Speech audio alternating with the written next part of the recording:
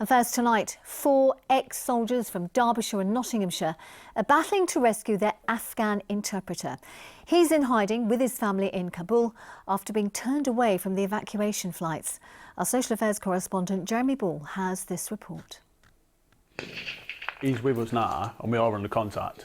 Reliving the day they came under fire together for the first time on the front line with the Mercian Regiment in Helmand Province. He's in there, look. He's unarmed and he's in the middle of a firefight with us. He's risking his life. Now they're back in Mansfield, Heanor, Hucknall and Chesterfield, fighting a different battle to rescue the interpreter, the friend who kept them safe. I'm absolutely gutted, if I'm being honest. I feel like a little bit like my country's let him down.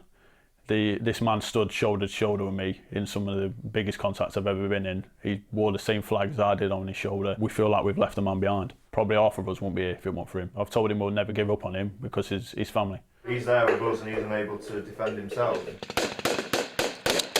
They spent 6 months living and working with the man who were calling Abdul. He provided a huge, brave service to us. I do believe now the government, after such a long conflict, they need to take extreme ownership of the situation and get out our people. They are our people. Without a shadow of a doubt, he will have saved British lives, no doubt about that. He took the same risks as us, he wore the same uniform as us, and he's not just that, he's just a good person. Abdul says he was turned away from several evacuation flights because he'd lost his job as an interpreter after going absent when his mother was sick. Now he's told his friends here that he's hiding from the Taliban. This is a voice message we've got from Abdul. Hi sir, currently I'm in a bad situation.